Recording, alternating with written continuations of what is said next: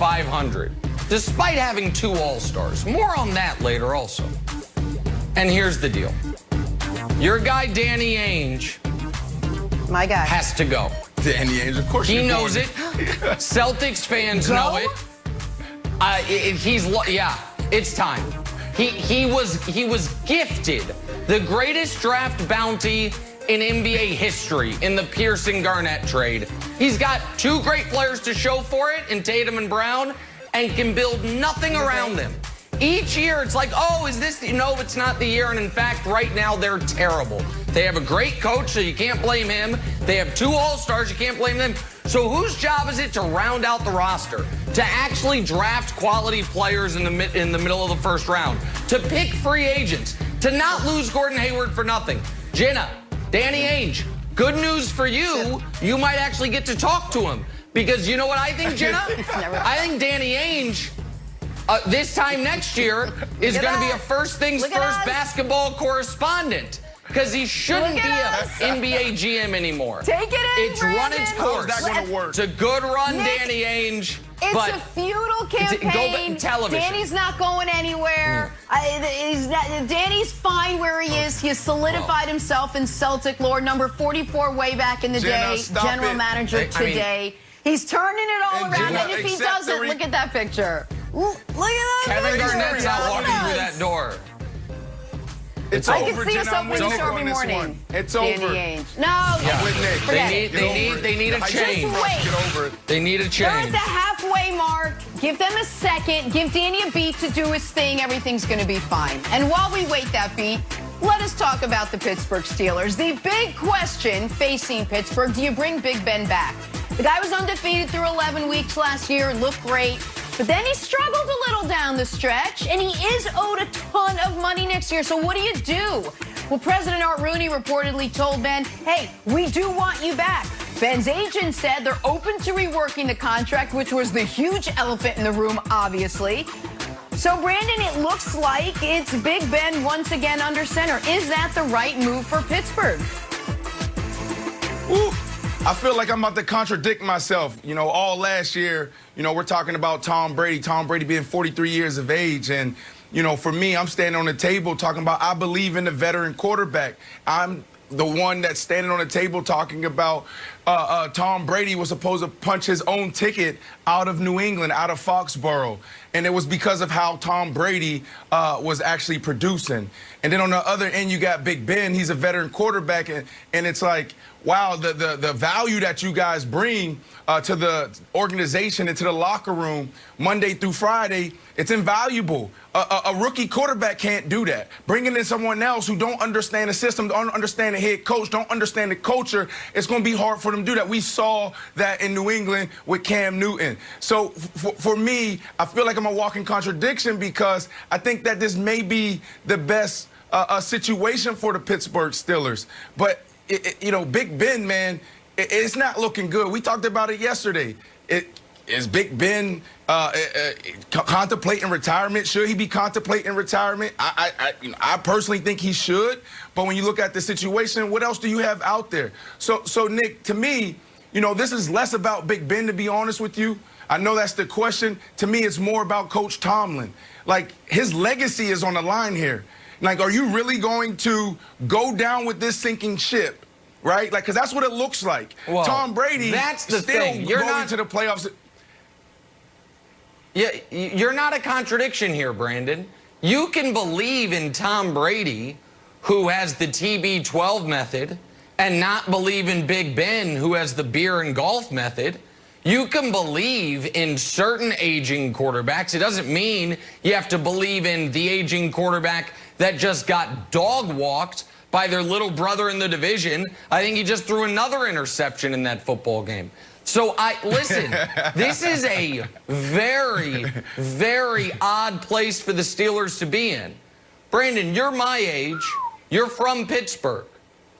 I think this is going to be maybe the first year of your life that the Steelers go into a season not thinking they're contending for a Super Bowl. Not thinking we are, we say all the time, there are certain teams that are just trying to make the playoffs, hang on, and then there's teams, certain teams that every year are contending for the Super Bowl. The Steelers, our entire lives, have been in that, and by the way, before our lives, in the 70s as well. Their whole organizational history has been about competing for championships. You can't be competing for a championship if you are willingly signing up for damn near a 40-year-old quarterback who is the worst quarterback in the division.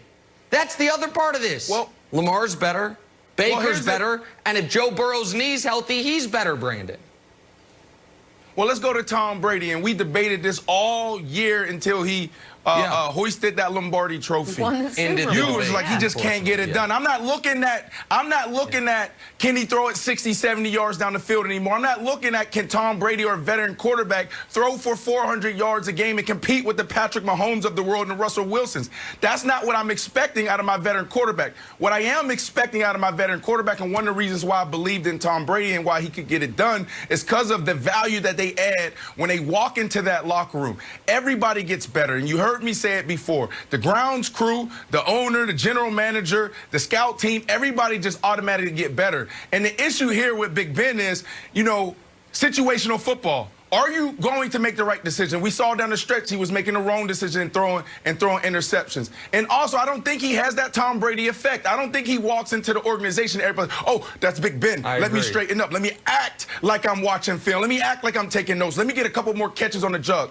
I don't think that's true. You know, you said it yesterday, like his off-season workout is what? Yoga and a beer? Like, I mean, I just don't think this is a smart move by the Pittsburgh Steelers. My Pittsburgh Steelers that I grew up watching.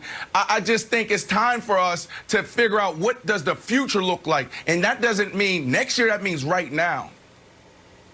Well, and that's the thing, because I think some people would say, well, Nick, they wouldn't be, if they just moved on from Ben this offseason, they're still in 2021 not competing for a Super Bowl, and that's accurate.